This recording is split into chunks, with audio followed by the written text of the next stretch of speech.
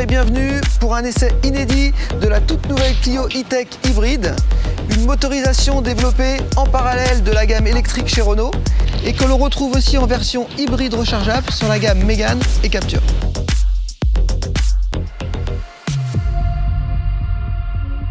Allez, évoquons quelques points sur le design extérieur. On voit qu'on a des déflecteurs d'air qui sont incorporés sur le bouclier avant, mais aussi des badges E-Tech hybride sur les montants de porte centraux, ainsi que sur la porte de coffre arrière. On retrouve une jupe arrière qui est spécifique au véhicule et le béquet qui va favoriser l'aérodynamisme, et ça c'est très important. La technologie E-Tech hybride bénéficie de plus de 10 ans d'expérience de l'électrique chez Renault, mais aussi de toute l'expertise de nos ingénieurs en Formule 1 qui utilisent une motorisation hybride à architecture similaire. La technologie permet de bénéficier de tout le dynamisme offert par l'électrique et d'effectuer de réelles économies d'énergie, jusqu'à peu près 40% en centre-ville. Allez, on enchaîne, je vous emmène à bord. L'habitacle est celui d'une Clio haut de gamme avec l'affichage numérique au niveau du tableau de bord, l'écran vertical 9,3 pouces légèrement incliné vers le conducteur et ce cerclage bleu qui entoure le levier de vitesse et ce fameux mode B qu'on verra un petit peu plus tard dans notre essai qui va permettre de maximiser la récupération d'énergie. La première chose qu'on remarque lorsqu'on démarre cette Clio E-Tech hybride, c'est le silence. On n'entend rien. Logique me direz-vous, puisque tous les démarrages se font en 100% électrique.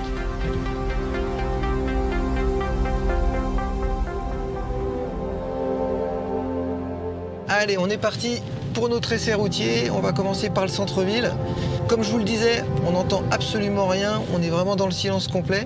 Et ça va être vraiment qu'après quelques centaines de mètres ou quelques kilomètres en centre-ville que le moteur thermique va se déclencher. Cette motorisation a vraiment été pensée au départ comme un véhicule électrique puis thermique et non pas un véhicule thermique électrifié. C'est la vraie différence apportée par cette Clio E-Tech sur le marché des citadines hybrides. Alors pour une conduite un peu plus dynamique ou lors par exemple d'un dépassement, il faut savoir que cette Clio E-Tech hybride dispose aussi d'un mode sport.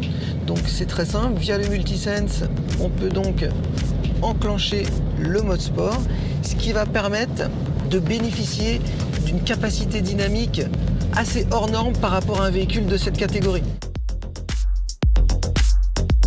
Deux, trois petits mots au niveau de la liaison au sol. Vous savez que c'est la partie qui m'intéresse beaucoup puisque c'est mon corps de métier. Donc tout à l'heure on est passé d'un circuit en ville avec des aspérités, des passages de ralentisseurs et là on voit que la suspension est très bien calibrée pour absorber tout ce genre d'événements sur la route.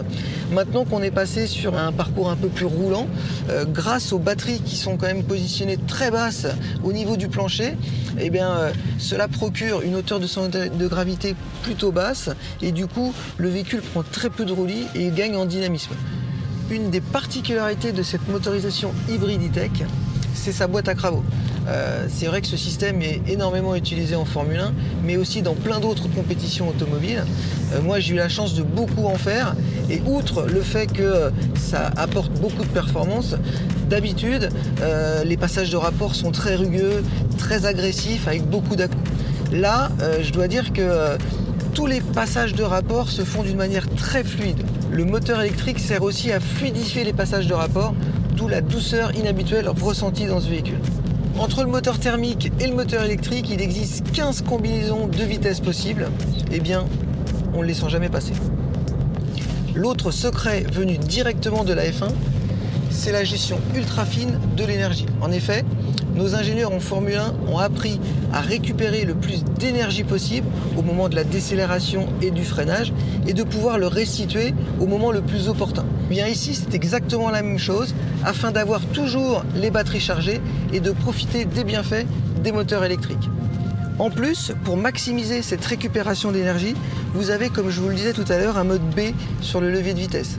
Quand vous l'enclochez, comme ceci, vous allez maximiser la récupération d'énergie, c'est-à-dire que sur chaque levée de pied, le véhicule va accentuer sa décélération et donc recharger encore d'une manière supplémentaire les batteries pour pouvoir encore une fois avoir le maximum d'énergie dans le véhicule.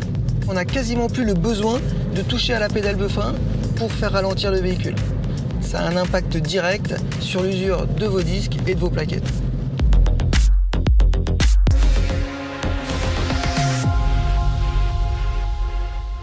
Et bien voilà, mon essai de cette nouvelle Clio E-Tech hybride se termine. Et franchement, j'ai vraiment pris beaucoup de plaisir à son volant.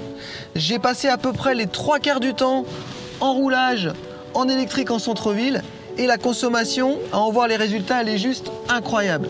Un vrai coup de chapeau aux ingénieurs de Renault qui ont développé cette motorisation innovante. Si je devais résumer en 3 mots cet essai, je dirais que la voiture est à la fois confortable, sobre et très dynamique. Moi, en tous les cas, j'en redemande. Bravo à tous. Ah oui, j'oubliais. N'hésitez surtout pas à passer en concession pour essayer vous-même cette nouvelle Clio E-Tech hybride. Vous m'en direz des nouvelles.